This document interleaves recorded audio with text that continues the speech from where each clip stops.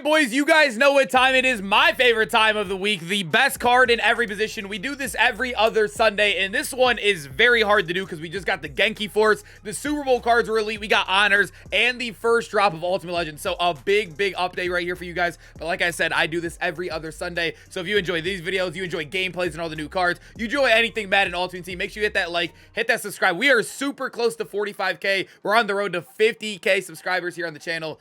But other than that, man, let's just jump right into it.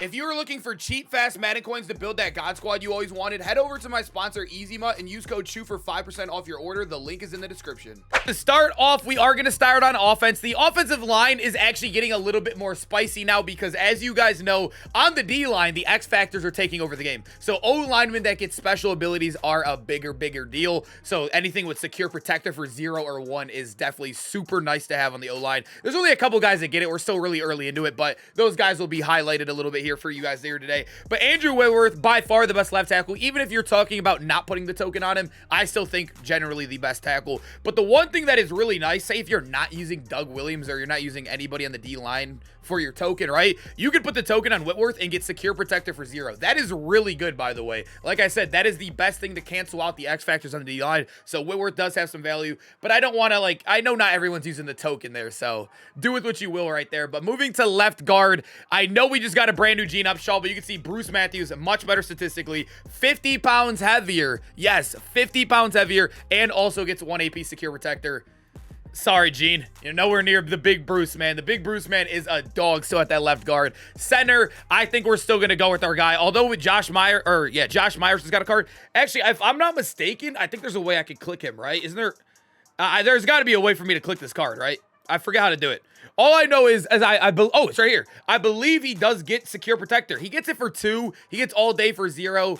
I think I like Creed because of the boost to your players, but I think I like Josh Myers' abilities if you are going for something. A 0 AP offensive line ability is a big deal, but like I said, if you really are building a super God squad, probably putting Creed as a backup because of his boost. You could probably even put the 87 Creed right there. You'll be fine regardless. Same boost anyways. But right guard, nothing really crazy here. We're still a little bit lower. Yeah, Kevin Zeiler's going to have to do. And then right tackle, the brand new Rob Heavenstein, probably the best offensive lineman in the game right now. If you put in one of those tokens or even put in a 96 into his card, he gets Secure Protector for 0. He is insane. Him and Whitworth, I think Bruce Matthews, those three are probably the big dogs on the O-line. Like I said, I never really put time into O-line, but now we're starting to get some abilities, and we need them now because the D-line X Factor. So love to see these guys out here. And now tight end, boys. It obviously comes down to 2 cards.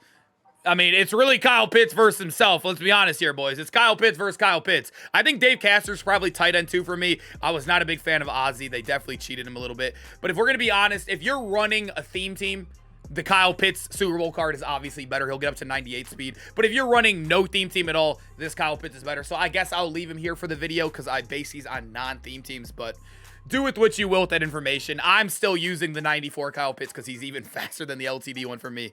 But that's probably our top row right there. Receiver is tough because I think there are 4 elite wide receivers in the game. There are 4 that feel like they're in a category of their own where everybody else kind of feels a tier below. And I'm going to name the 4. Let me know in the comments who is your top 3. I think it depends on what theme team you're rocking and whatnot. But the top 3, or the top 4, we're just going to spam right now. We got DK Metcalf, if we can find him right away. Plaxico Burress. And then we got our guy Calvin Megatron Johnson. And then MVS. You guys know there he is. These 4, I think you can go with whatever order you want. Like, whoever you truly want. If you're running Super Bowl theme team, you got Plaxico, MVS, and then you could fill it out with DK or Megatron or whatever.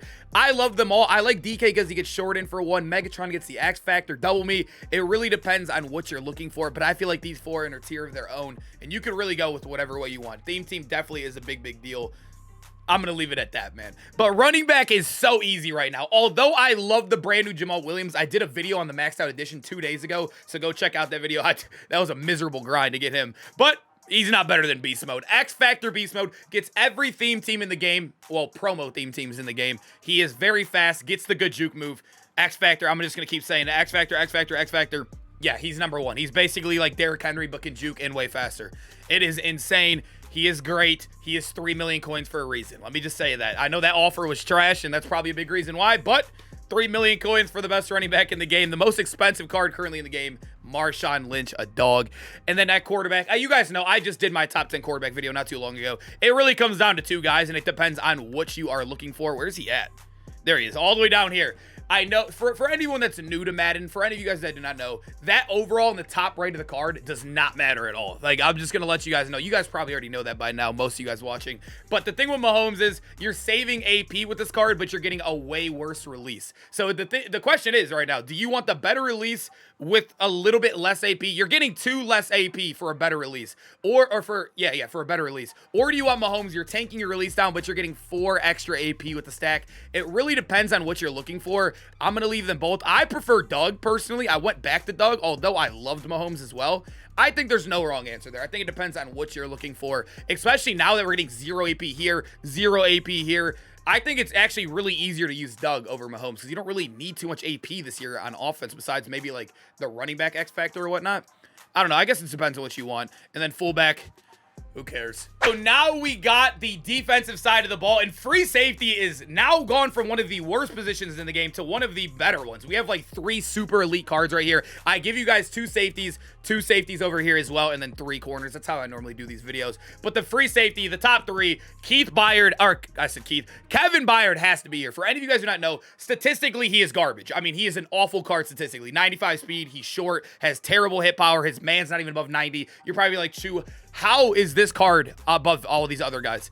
So as you guys know, if you fully max this card up, you get universal coverage on all game long as an X factor. You also get mid-zone for 0, and you also get pick arts for 0. He is broken. Like I said, they had to nerf him somehow, right? They couldn't just give him like great stats. He is an awful card unless you have him maxed up. If you don't have him maxed all the way up, he is an awful card and should never sniff your field. But fully maxed out, he is insane. I mean, it doesn't get much better than that card at all. It literally does not. But at the end of the day, we need a second one. And it comes down to 2 people for me. It's either going to be Donald Parham or this Ronnie Lott. I think I like Ronnie Lott more despite being May smaller because he gets better abilities. Deep zone and pick artist for a combo of 2 is nice. For Donald Parham right now, you have to overpay on everything. His abilities are low-key, really, really mid. But you are getting 6'8". I think it depends on where you play them. But I think Ronnie Lott fits into more schemes than Parham. Let me know what you guys are leaning. I mean, Parham's been kind of for me. I feel like the tall B's turned so bad this year. Some people have mixed opinions. I think I'm going Ronnie, but like I said, there's no wrong answer there. Depends on how you really are getting use out of them. But right outside linebacker, boys, a little bit of a weaker spot right here. I mean, Dre Greenlaw was amazing when he first came out, but I think we're starting to get better users in the game, better theme teams in the game all around. Playoff theme team really fell off of a cliff. So I feel like I kind of want to just go with the X Factor right now and Keith Bullock. I mean, might as well. I feel like the right outside linebacker is probably one of the weaker spots in the game. Middle linebacker, though, boys. Now we're getting into a little bit of an argument here. I think middle linebacker is also we need some new guys. We definitely need some new guys. I know we got Edmonds, and I know Gronk is still good. I want to put Gronk here because I still feel like Gronk all around is probably the best. But I do like Edmonds if you do power him up. He is very good if you power him up. He is obviously 6'5", so he's a huge linebacker. But he can get secure tackler for 0 and lurk artist for 0 at the same time. And also have avalanche on all game long. It's expensive. Like I said, same thing with Byard. It's very expensive to do, but he is amazing if you could fully get that stack going through. I think I got to go here. There's really no one else. I mean, the linebacker, we need a new linebacker badly. We needed one for the Super Bowl or something. Maybe Team of the Year is going to be the next one. Maybe another Fred Warner. I don't know. I'm going to go with Tremaine Edmonds. Tremaine Edmonds is arguably better than Gronk, too. Yeah, I think I'd say because he's, what, the same height as him, too? Basically the same height, and you're getting avalanche all game, and you're getting secure tackler to cancel the X Factors.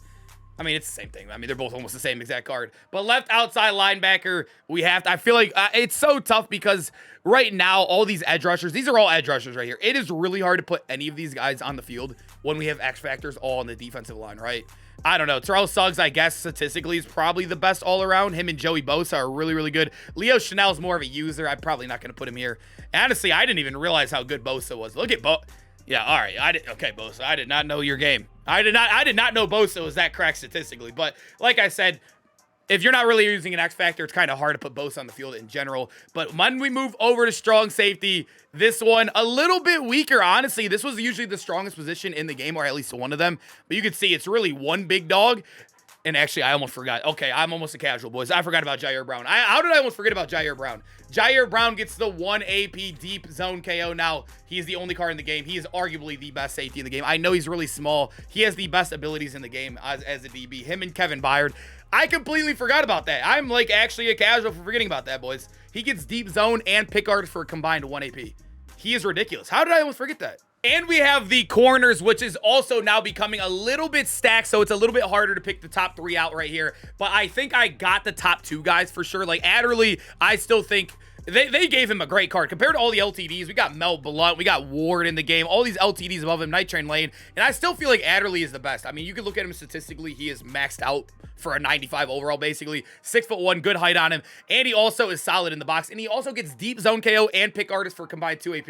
It's not as good as Jair Brown's, but that is still a very good stack. And compared to the other corners kind of got shafted. They all didn't get exactly what he did, but when we look at corner 2, I kind of want to go Night Train Lane, although his abilities could have been better. As you can see right here, they didn't give him, he only gets 1 discounted bucket as well compared to the other cards, so he only got that.